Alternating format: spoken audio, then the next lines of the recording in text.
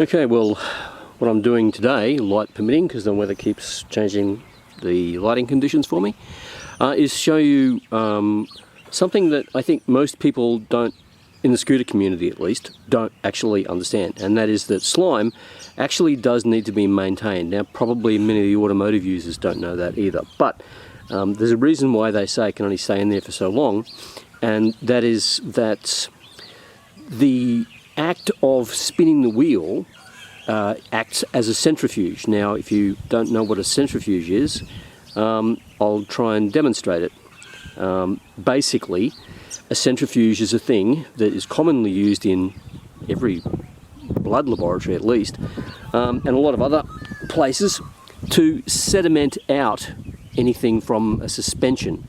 And what that means is that if you've got a whole bunch of particles suspended in a solution, because you've put a bit of dirt in water, shake it up, and you've got muddy water, well, it takes a long time for that to fall down to the bottom, which if you've ever done that as a kid or an adult, you'd know that that's a pretty standard procedure.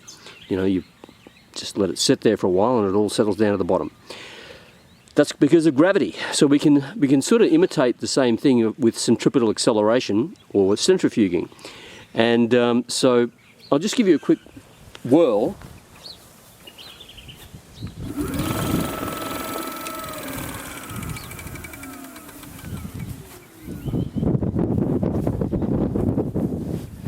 And that should make it fairly clear how fast the wheels turn.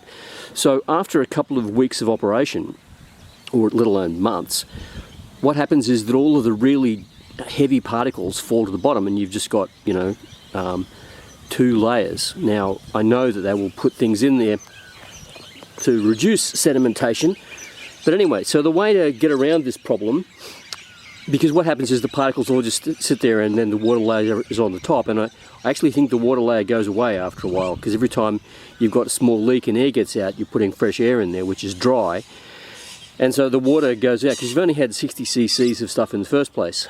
So what I'm going to do now is try and refresh the water and break up all of the particles that have been there. So what I'm going to do first of all is I'm going to release pressure from the tyre by taking the valve stem out, and then I'm going to squirt some water with my little cylinder over there into the tyre, give it a bit of a bash around and keep rotating it.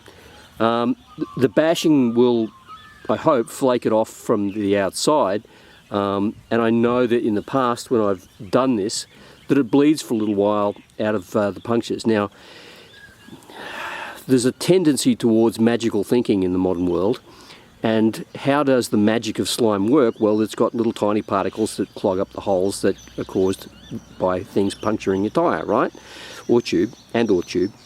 So basically, if they don't have the fluidity to move around, they're going to just sit there and, some liquid's going to come out.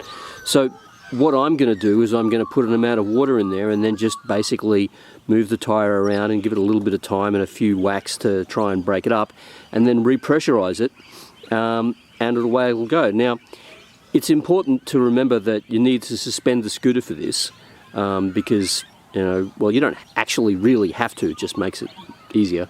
But if you've got tubes, you might need to. But with a tubeless tyre like this, the bead is really, really well seated on the rim. Now, the bead is this bit here where the tyre meets the rim and goes up in underneath the rim like that. So let's get to it, and hopefully I won't block the camera too much while I'm doing things.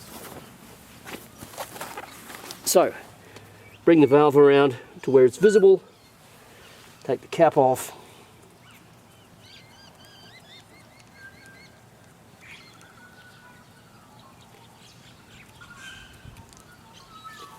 put it to one side so you don't lose it.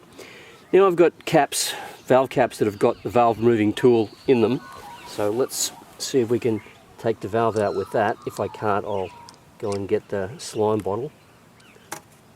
You need to make sure that you don't lose it. Now the reason I'm doing this is this guy's been losing pressure over a couple of days. There's the valve. Nice valve stem removal tool, works a treat. So I'll put these both in my pocket so that I don't lose the bloody things. Now, let my water bottle go. My trusty syringe, which was originally purchased from a barbecue shop, is bloody handy for this sort of stuff. So I'll suck up about 60 cc's of water and just rotate the tyre around and put that in there so that I can just squirt the water down the nozzle. Now you might have heard a little bit of a backshoot because that was previously at atmospheric pressure. I just put 60 cc's of something in there, so when I released it, it popped out. That's why I like to use this for actually putting slime in so that it doesn't pop slime all over the joint. So now,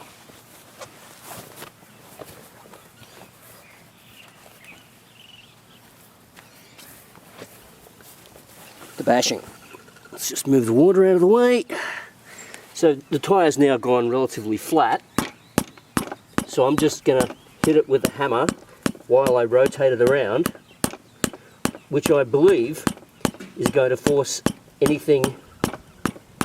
And you can actually already see there's now a green particle mark coming out of the back here. There'll probably be another one or two. So I'll just keep breaking all of that up.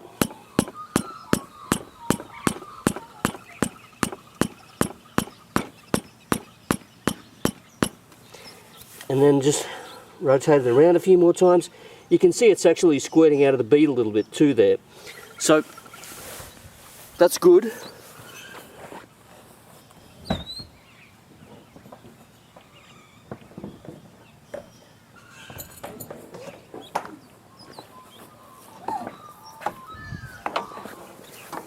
Next I'll get my trusty compressor and put that all back in to seal it all back up again.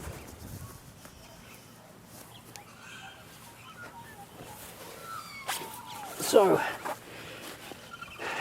insert the valve back into the stem and use the tool to make sure it's screwed down.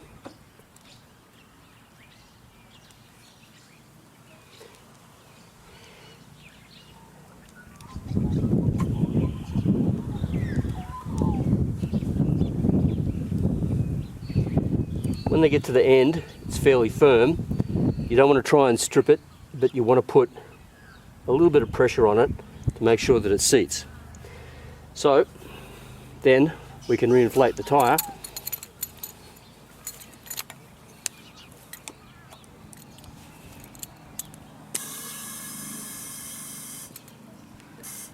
Yep, that's 40. It's going to drop a fraction down there. Now let's go have a look from the back. I'll just put a... That's actually leaking a little bit. So what I've done here, I lick my finger, and as I lift it away, I can hear a little pop, which means that it's blowing a little tiny bubble. So I'll just give it a little bit more of a tighten down.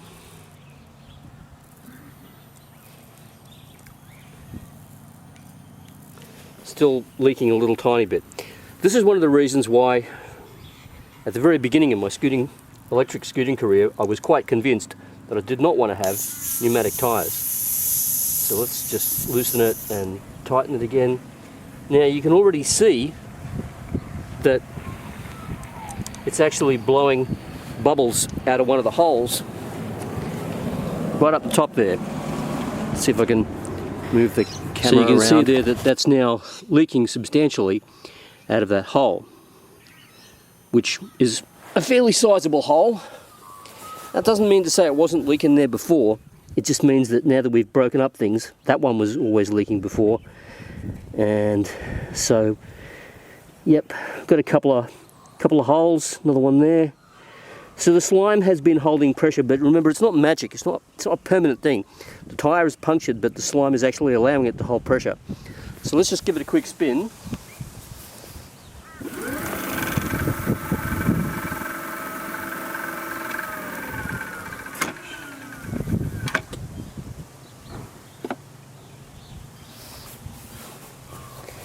Let's see how it's going there.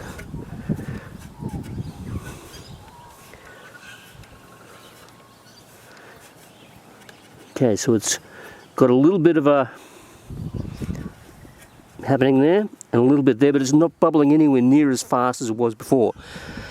So that's now allowed this all to redistribute and then plug the hole. Happy scooting.